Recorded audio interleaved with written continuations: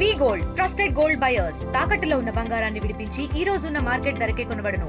మరిన్ని వివరాలకు సంప్రదించండి 77107720.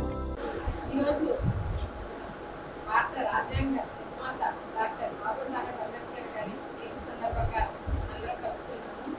ఈ ఒక పండుగ లాంటిదండి. మన దేశానికి రాజ్యాంగం అనేది ఒక హార్ట్ ఎట్లాగా మన దేశానికి కూడా అది హార్ట్ లాంటిది. అది నిర్మించిన దాని డ్రాఫ్టింగ్ కమిటీ చైర్మన్ గా బాబాసాహెబ్ అంబేద్కర్ గారు చేశారు.